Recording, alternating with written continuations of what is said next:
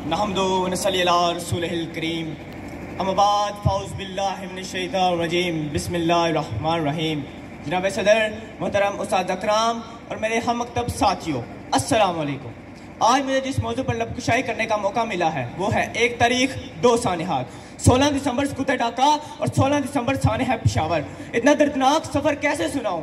इस वक्त यूँ लगता है अब कहीं कुछ भी नहीं है, महताब ना सूरज न अंधेरा न सवेरा, आंखों के दरीचों पर किसी हुस्न की चलमन और दिल की पनाहों में किसी दर्द का डेरा। माना कि ये सुनसान गरी सख्त गरी है, लेकिन मेरे दिल ये तो फकत एक ही गरी है। हिम्मत करो जीने की तो एक उम्र पड़ी है। इस वक्त यूँ लगता है अब कहीं कुछ भी नहीं है, इस वक्त यूँ लगता है अब कहीं कुछ भी नहीं है।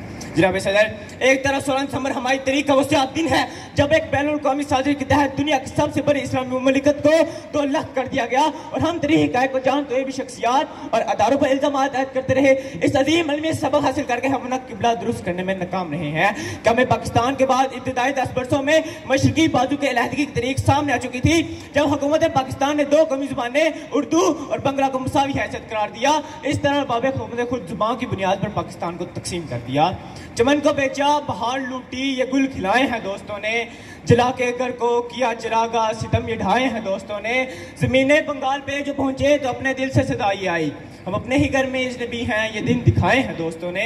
जनाब सदर, सारी दुनिया ने देखा और ऊपर से पर्दा कोतर भी देखा कि मुजीबर रहमान जीत गया और भुट्टो भी जीत गया। अब वक्त था दूसरी सियासी फार्मूला तय करने का। अवामी लीग यानी मुजीबर रहमान ने कौमी असम्बली में 160 नशिस्तें हासिल की, जबकि पीपल्स पार्टी यानी जुल्फकार अली भुट्टो ने 82 नशिस्तें हासिल की, जिनमें 63 नशिस्तें सिर्फ पंजाब की थी। लिहाजा इन्होंने मुजीबर रहमान के 6 निकात की शिद्दत से मुखालफत शुरू कर दी।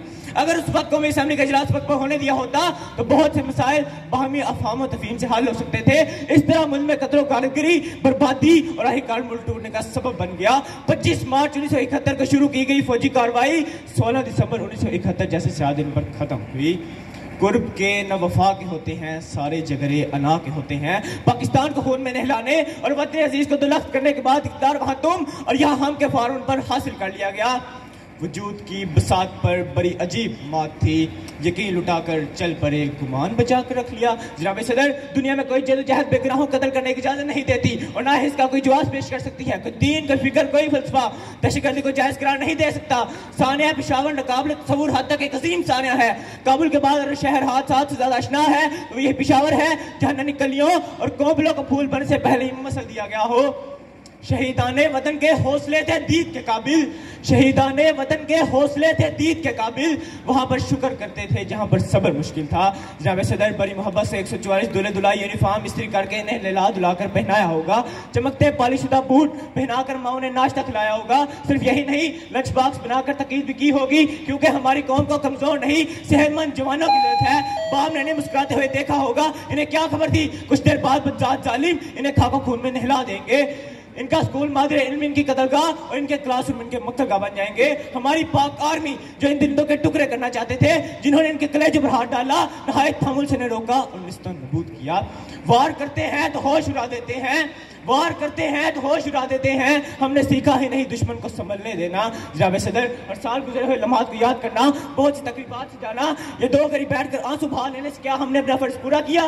क्या इससे गुजरा हुआ वक्त वापस आएगा? क्यों हम हर साल गुजरे वक्त के जख्मों की नुमाइश करते हैं, जबकि इस वक्त की गलती से सबक हासिल न करके इकदाम नहीं उठाते? क्या हमारे मुल्क में ऐसा कोई वाक़या रूनुमा ना हो? जनाब सदर, इस बात पर गौर जरूर कीजिएगा कि नाराज औलाद पर शफकत का हाल रखते हैं या मिलिट्री ऑपरेशन करते हैं। जनाब सदर, मैं पूछना चाहूंगा आपसे, यहाँ बैठे हर फर्द से और अपनी हुकूमत से क्या कर रहे हैं? हम सवाए अपनी हुकूमत को बचाने या इस मुकाबले में जीतने के लिए 2 लाइनें याद करने से या ताली से दाद देने से क्या हमने अपना फर्ज पूरा किया?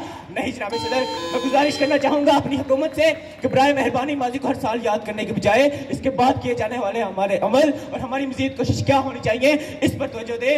वो जुल्म नहीं भूले, वो शहादत नहीं भूले, मासूम फरिश्तों की इबादत नहीं भूले, बारूद के शोले वो तड़पते हुए बच्चे, हम लोग अभी तक वो क़यामत नहीं भूले, वो क़यामत नहीं भूले। शुक्रिया।